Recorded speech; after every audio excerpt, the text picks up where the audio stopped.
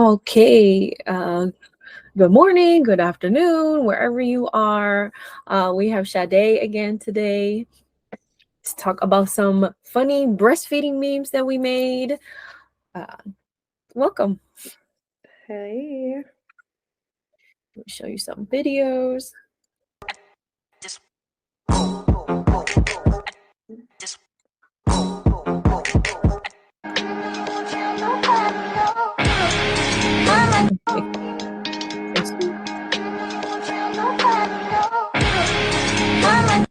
Sound righteous, then again I can be drunk. Baby, I don't want to sound righteous. I know those Then again I can be drunk. drunk baby faces are so cute. Drunk on milk baby faces. The milk drunk.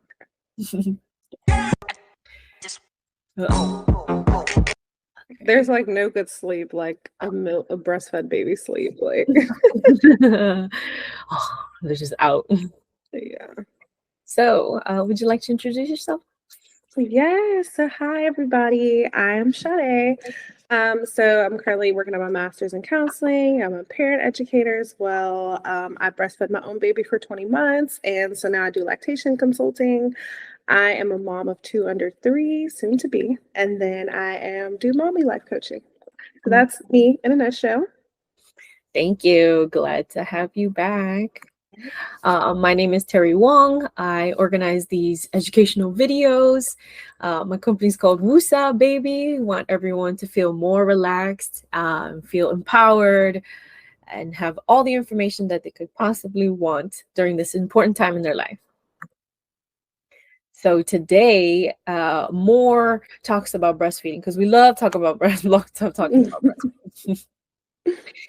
Before we start today's video, I want to remind you that we have another video that we made because we were thought about how can you survive the first 3 months of breastfeeding, and then hopefully you can have a longer journey.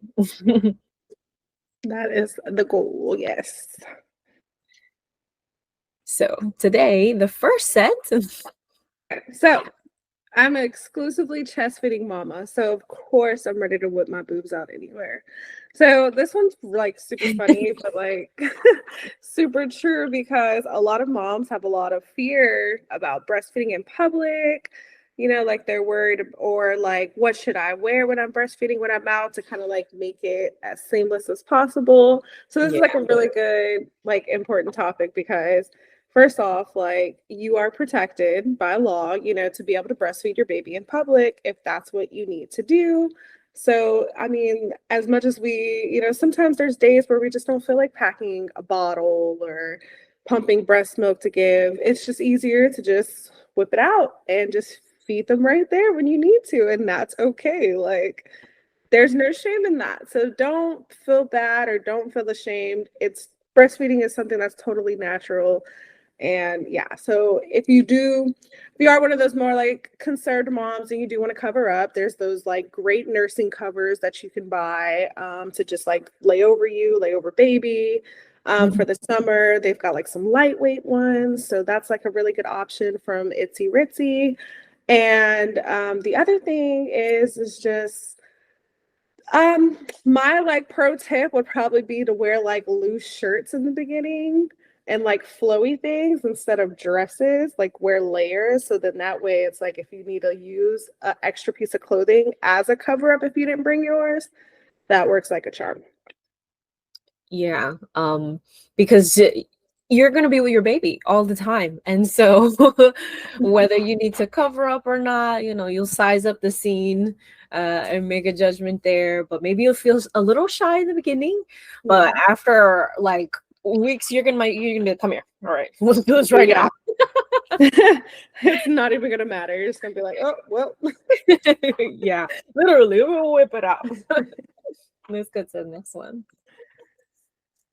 Exclusively chest feeding mama, so of course I can't stand washing pump parts. This has got to be like another one of the main reasons why a lot of moms give up pumping, because there's so many different parts and little pieces to all the pumps, and then you're already washing bottles. Like it just all kind of gets to be too much. So if you feel more than one brand, you're like, which one is which one? That part definitely, like, you're like, and wait, sterilizing and drying, and I'm just like, wow, this is like laundry. It's like every day, every like feed. no, really? Oh, it is like Become- baby laundry. It's like baby bottle laundry, really. Yeah. A good comparison. Oh man. So a pro tip for this would be like you could use the pitcher method. And that is like where you pump into a bottle and then you have like a BPA, preferably glass, or if you have to use plastic, BPA-free plastic pitcher or like glass container. And you can just like pour your milk into the container, store it in the fridge, and then store that pump part in the fridge without the modem on it. And then it'll be safe and won't like be exposed to any bacteria. So you can just keep using that same one throughout the day. Yeah, And that way you're right. That's mind blown. Yeah. So that way you don't have to Fridge, like, right? You're keeping both of them in the fridge. You're like, exactly. So it's like it's not exposed to bacteria. You don't have to keep and it's using just the flange and then the cord, right? So And yeah, then so put it just like a Ziploc bag and just put it right there next to the yeah. I get it. Yep. So just pop your flange and your part in there all together and just store it in there and you're done. Ah, that saves so much time and water too. That makes a lot of sense. But yeah, Oh, washing sure. these parts are like a whole routine on its own because there's so many pieces. I feel like it takes up so much space. It does, yeah. You're just like, okay, I have the dishes, and then I have the bottles, and then I have like my regular house dishes. Like it's a lot to wash. It all does get to be a lot for sure. Thank you for that tip. Yeah. Next one more. I'm an exclusively chest feeding mama, so of course I can nurse and do like 50 other things at the same time. So this one's super this one's super true because once you start breastfeeding, it's like some moms like you feel like you're stuck in one place and you're hooked on to like if you have one of the plug-in type of pumps, you're like, okay, I'm just sitting here for 20-30 minutes, like what do I do? So my advice to you during this time is to like have like a cart nearby, like one of those rolling carts that you can just put all your essentials on, like your laptop, have a book close to you, the remote, your water, and just like a few snacks. So that way when you're nursing or pumping in a certain area, you can just have that right there and you don't have to worry about getting up and like interrupting your pumping session. Ah, so like reading or doing something on the computer. Okay. Because you're like, I have to spend this time anyway. I'm not just going to be. Yeah, you're just sitting there anyways, right? So you might as well like make the most of it. Instead of like just scrolling on your phone the whole time, right? Just like, all right, Right. let me have some other things, put some lotion on or something. If you can reach your knees at that point, like I'm in the air where I can't even like bend over and like reach anything. Oh, I can try. No, yeah. I'm an exclusive chest feeding mama. Of course, I'm prepared to just whip my boob out any moment I have to. I'm an exclusively chest feeding mama. Of course, I can't stand washing pump parts. I'm an exclusively chest feeding mama. Of course, I can nurse and do like 50 other things at the same time. Yeah. Okay. So this one, I'm an exclusively pumping mama. So of course I obsess about how many ounces I pump each day, right? Because at the end of the day, you're like pouring them into like the freezer bags or like putting them into bottles. So you have like the numbers. Yeah. And a lot of moms like tend to like, so like my advice to you, especially in the beginning, like your milk is still regulating itself. And just because you pump one amount on one day does not mean you're going to pump the same amount the next day. So I say don't focus on the numbers because your baby is going to be more effective at getting the milk out anyways. And pumping is not a measurement of like how your milk supply is going. So keep that in mind. Yeah. So because that's using the machine versus the baby, this one you're just looking at numbers, but the numbers don't mean anything in particular. So like counting that specifically will just give you something to worry about. As long as you keep pumping, and then you'll see that you'll continue to be able to pump, right? Yeah, and have enough to feed your baby. And the next one is I'm an exclusively I'm an exclusively pumping mama. So of course I got like 5 different pumps because they all do something different. They're like all over the house. Like the cordless ones. There's so many different brands too now, and they all got different chargers. Like, yeah, they all do so many like different cool things. Like, so there's this really like, yeah, so there's so many different brands out there. So it's like shop around, you know, look at the reviews, see which like pump you think is going to be the best for you, because when you're exclusively pumping, your pump is really going to make the difference in your milk supply, right? So you want something with a really good, strong suction. You want a pump that has a container that holds like a lot of ounces of milk. And then just look at the different functions that they do as well, because that can come in handy. Like there's some that have massage modes, and there's some that actually, like if you're a mama that wants to pump with inverted nipples, there's some that like actually help elongate the nipple so that you can pump more effectively. It's really cool. So wow, there's a lot of options, right? So you just try them out, right? You just like try them out, see if it was working well. If you feel like it could be better, try a different brand, right? definitely. Or ask your friends what they're using. If you had friends that had babies before and they don't use them anymore, you're like, oh, can I borrow it? Yeah, and then all you have to do is just buy replacement parts, which is like $20 versus buying a $200 pump all over. You know, definitely. And then the next one is, I'm an exclusively pumping mama, so of course I have a freezer full of breast milk. Yes. So many moms. Okay, so it's like so many moms obsess over building a freezer stash, right? But like you don't need to like measure your worth of a breastfeeding or pumping mom by how much like of a stash you can build, right? Because it's like some moms, if they have like an abundance of milk, they're like, but that milk is only good for so long. So you just want to make that if you are doing like the freezer method, your milk is good in there for 6 months. If you get a deep freezer, your milk is good for like 12 months. There's also like these really cool things now where you can actually freeze dry your milk and turn it into powder so it lasts for years. So definitely something to look into. Yeah. Oh, that's so cool. I never heard of that one. Game changing, right?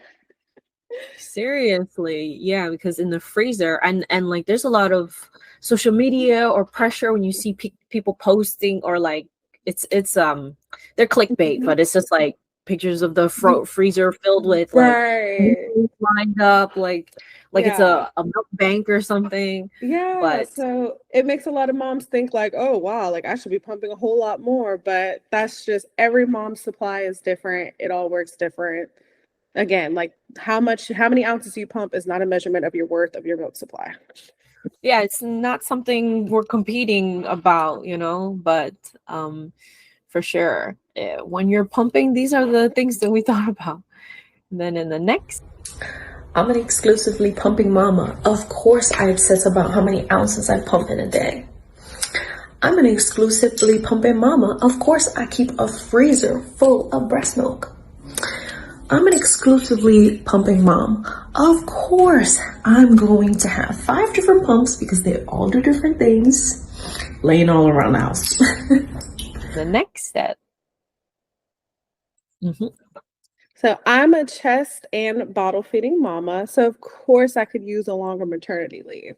So this also, so if you watched our last video, or if you didn't watch our last video, you want to go watch it about breastfeeding, because in the guide that I have, it talks a lot about making a plan for breastfeeding. And so when you're planning, if you're planning on going back to work, you really want to like think about, you know, if you're going to pump, begin pumping before you go back to work. If you're going to pump at work, like where you're going to pump, what that's going to look like for you. Yeah, where. And then I think also recently they just celebrated 1 year of the law passing that you have the right to pump. And although how it looks implemented is like storage rooms and like bathroom or like whatever, but some places really you could tell by the setting that they provide how much they care, just to make an empty room, like and if you add a little thing like a fridge or something, like wow, look at you care. care about. Definitely invest in a cooler, I will say. But yeah, that's that law. So yeah, so your company, in case you didn't know, they're designated to give you time and a space to pump and be able to feed your baby. Yeah, in our video, we also mentioned like your supply and demand. If you're like too busy at work, or your work is keeping you too busy and it messes up your pumping schedule, you're gonna have such a big gap, and it's gonna be hard to catch up once you set that schedule change. So plan ahead, talk with your employers before you go back, and see what it's gonna be like. Yeah. Next one. I'm a chest and bottle feeding mama, so of course I carry around multiple bags to fit all my breastfeeding supplies. So this was me as a first-time mom, but you learn as you go. So my pro tip for this one would be, because you've got like your personal bag, you've got like maybe a cooler, then you've got like your lunch bag, like then you have like a baby bag, like it's so many bags. Oh yeah. So my recommendation is to just get like a large backpack for like your baby, and like that has compartments that you can store your milk, that's insulated so it'll keep it cool, or just buying like a nice little like portable backpack cooler that you can just store your milk in and things like that, so you don't have to worry about your milk spoiling while you're out and about, or if you're going somewhere or whatever. Yeah, because if you have to carry the cooling system, you have a whole system already. So trying to consolidate and have everything that you need throughout the day, right? And just be organized, right? So you have the different compartments, because there's some baby bags that have the insulated little section. So but and then you could put your ice packs or your whatever cooling packs in there to extend it. So yeah, think about those things when you're getting a baby bag, because I know like we're all like, oh my God, this one's like super cute, but is it functional for your lifestyle? Yes, everything needs to do their job. I'm a chest and bottle feeding mama, so of course I'm hungry every day, all day. Okay. So there's like nothing like pregnancy hunger, right? But there is nothing like breastfeeding hunger. If you thought pregnancy hunger was bad, breastfeeding hunger is like OMG.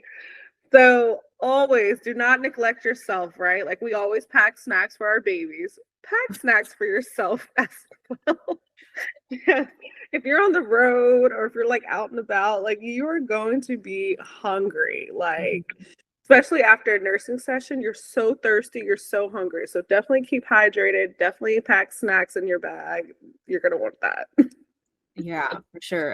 Pack snacks that you like. Doesn't always have to be like super healthy. I don't know. No, like for sure, right? Some like dried mango or whatever, and drink like seltzer if you're tired of drinking water, because you just want to have the fluids, right? And also coconut water, right? Coconut water is great, or just like any type of beverage that has like electrolytes in it, you're going to want, and it's going to be really good for like keeping you hydrated and keeping your supply good. Yeah. Thank you. Then I'm an exclusively chest and bottle feeding mama. Of course I could use a longer maternity leave. I'm exclusively chest feeding and bottle feeding mom. Of course I have a million bags to pack before I walk out of the house. All right, let's go. I'm an exclusively chest feeding and bottle feeding mama. So of course I'm hungry all day. Then when you're fed, baby is fed. So yes, like I'm doing this for us. All the coconut water. Take care of you, right? Yeah, for sure.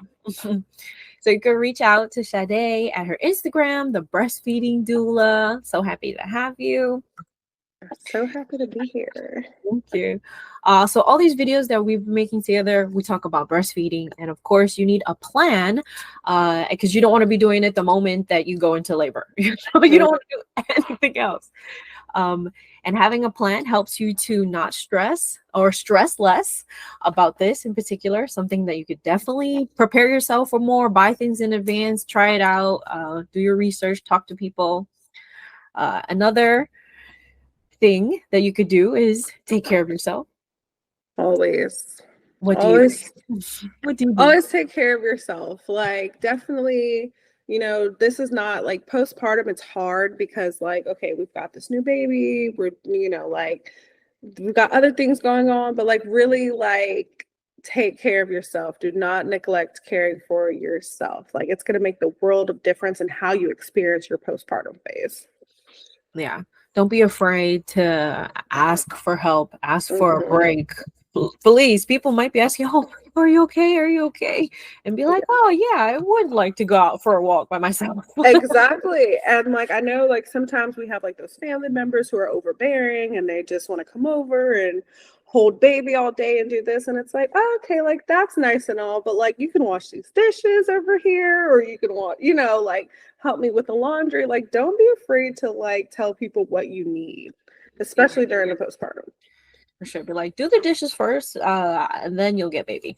Like, yeah, there you go. Hold that baby hostage until some dishes get done, because then it's like, okay, they spent all day at your house loving on your baby, but then you still got like a million things to do. Like, okay. If I'm letting you in, I'm trusting you. So you also, I trust you with my laundry. I'll trust you with my dishes too. Yeah. So. Yeah. Come help out. Cook a meal.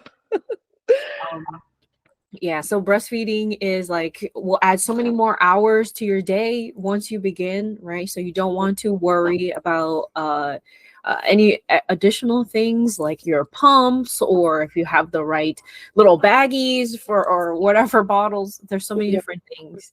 That's a whole checklist on its own. So definitely make a plan. For sure.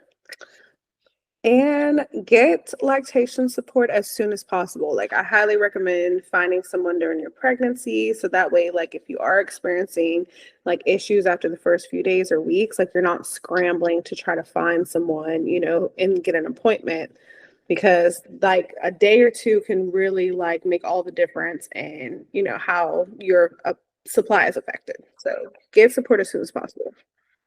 Yeah, you don't want that to only like be able to meet someone virtually. You want someone to come right now, help me right now, because it's a time sensitive issue, right? If you're feeling pain, or if you're having a delay in the time that you're making milk, it might continue to deplete. So you need to take action right away. Call the expert right away. Come and look at my boobs. Yes. And sooner rather than later. Yeah. And having resources, having people that you can trust during this stage will hopefully help you go with the flow of pregnancy, labor, and postpartum, and just try to be as relaxed as you can. Yes. And be flexible. Don't put too much on yourself too soon. Really just like take that time to like enjoy your new baby, bond, and like form that attachment, because that's also going to help boost your milk supply. Is like when you're nice and relaxed, baby's nice and relaxed, it's going to go so much more smoother. Yeah, you guys are getting to know each other at that time, so not only worrying about the ounces and all this, but and so me and Sade, we're doulas. We love helping people during their pregnancy, labor, postpartum. It's a whole journey. And if you want people that will understand your situation more, definitely find a doula. Find yourself a doula. And also, you have a lot of local resources too. So look what's available to you in your area. There's a lot of different types of breastfeeding support, like La Leche League and hospital sessions too. So definitely see what resources you have out there and that we have for you. What do you have? So I've got this really good breastfeeding guide that kind of like lays out like step by step everything that you need to do to prepare yourself for breastfeeding. And it leads you into like an ebook I have. So it really helps moms like be successful in those first few months of breastfeeding, because that's the time where it's either, you know, it's make or break. Like you either decide like, yes, I want to keep doing this, or you decide maybe this is not for me. So those first few months are super, super crucial. So definitely check out the last video that Terry and I created if you haven't gotten a chance to do so yet, because it's going to really like help you open your eyes to things that you may not have thought about for your breastfeeding journey. Yeah, where do you need to focus your time and planning, so you can follow the guide and work through it. and find your personal lactation person for your time.